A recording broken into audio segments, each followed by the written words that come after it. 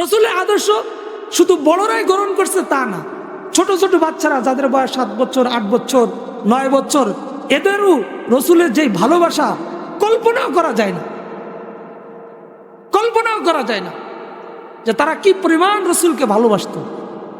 খালি আবু বকর যে একা ভালোবাসছে বয়স হয়েছে না, ছোট ছোট বাচ্চাদের ভালোবাসা দেখলে নিজেকে ধরে রাখা কষ্টকর।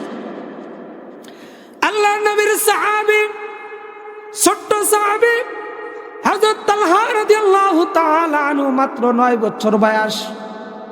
প্রতিদিন মসজিদে যখন মুয়াজ্জিন সাহেব বেলাল রাদিয়াল্লাহু তাআলা আনহু আযান দেয়, আযান দেওয়ার সঙ্গে সঙ্গে ওই তালহা রাদিয়াল্লাহু তাআলা আনহু বাবার এই শাহাদাতের আঙ্গুল ধরে 3 কিলোমিটার দূর থেকে হাঁটতে হাঁটতে মসজিদে নববীতে এসে নামাজ পড়তেন। বলেন না সুবহানাল্লাহ। প্রতিদিন এভাবে নামাজ পড়তে পড়তে রাসূলের প্রতি তার এত গভীর ভালোবাসা হয়েছে যে ভালোবাসার কারণে রাসূলকে 1 সেকেন্ড না দেখলে তার ভালো লাগতো না। মসজিদ থেকে বাড়িতে যাইতে দেরি, রাসূলকে আবার দেখার জন্য তার অন্তরটা বেকুলতা হইতে দেরি হইতো না। এইভাবে যখন প্রতিনিয়ত মসজিদে আসতেন, আসার পরে রাসূলের সাথে রাসূলের পিছনে নামাজ পড়তে পড়তে রাসূলকে এত ভালোবেসে ফেলেছে, এত ভালোবেসে ফেলেছে। একদিন রাসূল তাকে ডাক দিয়ে বলতেছে, তালহা তুমি আমাকে কতটা ভালোবাসো একটু পরীক্ষা করতে চাই। ছোট্ট শিশু তালহা ডাক দিয়ে বলতেছে, হুজুর আমি যে আপনাকে কি পরিমাণ ভালোবাসি এটা ওজন করার মতো পৃথিবীতে এমন কোন দাড়িপাল্লা এখনো তৈরি হয় নাই। বলেন না সুবহানাল্লাহ। হুজুর পৃথিবীতে সবচাইতে আমরা শিশুরা মা বাবাকে বেশি ভালোবাসি, মা বাবা ছাড়া অন্য কাউকে আমরা ভালোবাসতে পারি না, এটা ছোট বাচ্চাদের একটা অভ্যাস। কিন্তু আমি আমার মা আমার বাবাকে যেই পরিমাণ ভালোবাসি এর চাইতে 100 গুণ বেশি আমি আপনাকে বেশি ভালোবাসি। বলেন না সুবহানাল্লাহ। রাসূল ডাকতে বলতেছেন, সত্যি কি তাই? তালহা বলতেছে, অবশ্যই তাই। তখন রাসূল ডাকতে বলতেছে, তোমাকে একটু পরীক্ষা করতে চাই যে তুমি আমাকে কি পরিমাণ ভালোবাসো। এবার রাসূল সাল্লাল্লাহু আলাইহি ওয়াসাল্লাম তালহাকে বলতেছেন, তোমার বাবা কোথায়? ডাক দিয়ে বলতেছে, হুজুর ওই দেখেন আমার বাবা দাঁড়ায় আছে।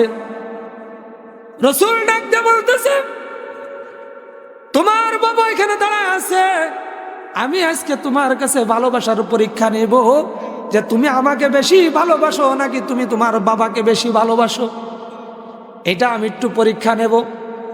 রাসূল যখন বলল, এই মুহূর্তে তুমি যদি তোমার বাবাকে অস্ত্র দিয়ে একটা আঘাত করতে পারো তোমার রাসূলের ভালোবাসা প্রকাশ করার জন্য, বেশি দেখানোর জন্য, তাহলে মনে করবো তুমি পৃথিবীর সবচাইতে বেশি আমাকে বেশি ভালোবাসো। এটা কিন্তু হুজুর তাকে দুষ্টামি করে বলছে, অরিজিনাল না। তালহা বলতেছে, হুজুর আপনি আমাকে আদেশ করেছেন, আপনার আদেশ আমি ফেলতে পারবো না, কারণ আমার ভালোবাসার পরীক্ষা দিতেই হবে। এক দৌড়ে চলে গেলেন বাবার কাছে অস্ত্র নিয়ে। তখন রাসূল ডাক দিয়ে বলতেছে, তালহা আমি তো পৃথিবীতে আসছি এই জন্য না যে বাবা এবং সন্তানের মাঝে আমি গ্যাঞ্জাম সৃষ্টি করার জন্য আমি আসি নাই, বরং আমি এসেছি বাবা এবং সন্তানের মাঝে সম্পর্ক কেমন ভালো হয় এই সম্পর্ক গাঢ় করার জন্য আসছি, আমি সম্পর্ক নষ্ট করার জন্য আসি নাই। আমি তোমাকে পরীক্ষা করতে চেয়েছি, তুমি পরীক্ষায় পাশ করেছো। বলেন না সুবহানাল্লাহ। এই তালহাকে মদিনার যত সাহাবী আছে সবাই খুব ভালোবাসতো, কারণ ছোট্ট ছেলে নামাজ পড়তে আসতো 5 ওয়াক্ত, সবার আগে মসজিদে চলে আসতো। এই জন্য মদিনার সবাই তাকে অনেক ভালোবাসতো। এইভাবে যখন যাইতেছে হঠাৎ করে তালহার মসজিদে আসে না। তালহার বাবাকে জিজ্ঞাসা করা হলো, তোমার সন্তানটা কোথায়? সন্তান কেন মসজিদে আসে না? তালহা বলতেছে, হুজুর আমার সন্তান অনেক অসুস্থ হয়ে গেছে, তার শরীরে অনেক জ্বর, সে বিছনা থেকে উঠতে পারতেছে না। রাসূলুল্লাহ সাল্লাল্লাহু আলাইহি ওয়াসাল্লাম যখন এই খবরটা শুনলেন, শোনার সঙ্গে সঙ্গে সাহাবীদেরকে নিয়ে 3 কিলোমিটার হেঁটে তালহার বাড়িতে গেলেন। যায় শরীরে হাত দিয়ে দেখে তালহার শরীরে অনেক জ্বর, তালহা বিছনার থেকে উঠতে পারতেছে না। রাসূল তার মাকে ডাক দিয়ে বললেন, বাবাকে ডাক দিয়ে বললেন, আমার সাহাবী তালহা যদি দুনিয়ার থেকে বিদায় নেয় তাহলে তার জানাজা আমি পড়াবো, আমাকে একটু দ্রুত খবর দিও।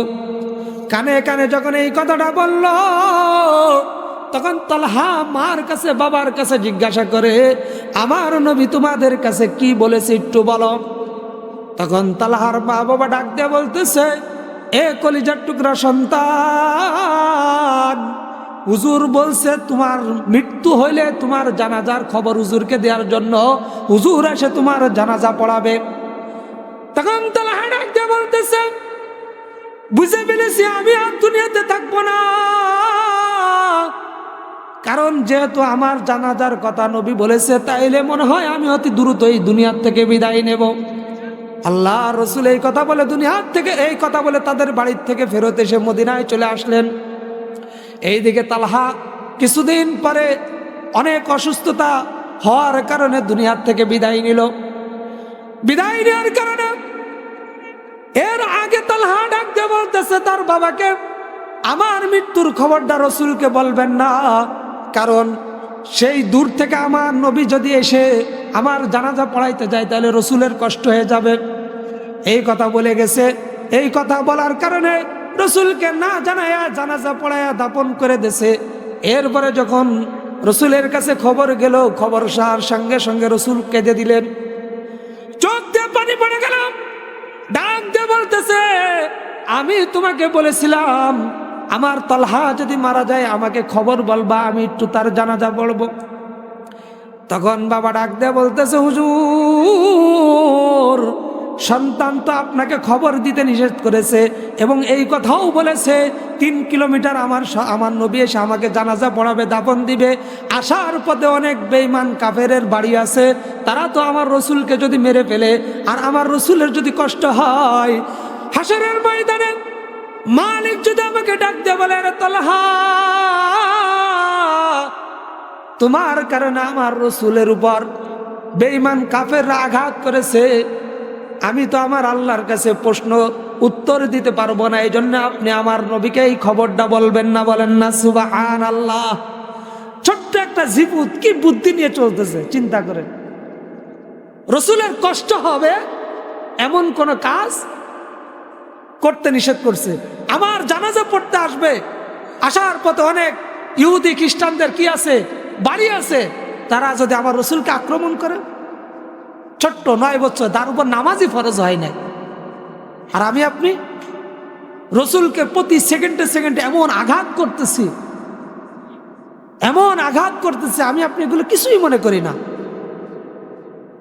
কিতাবে আসছে কোন ব্যক্তি যদি তার মুখে খুর লাগায়, রসুল বলতে সেটা আমার কলিজায় খুর লাগায়, নাউজুবিল্লাহ, এমন খুর কি আমি আপনি প্রতিনিয়ত লাগাচ্ছি না? লাগাচ্ছে নাকি না? এজন্য রসুলকে ভালোবাসি, কিন্তু আমাদের ভালোবাসাটা একবার সীমিত, মসজিদ মাদ্রাসা ওয়াজ মাহফিল ছাড়া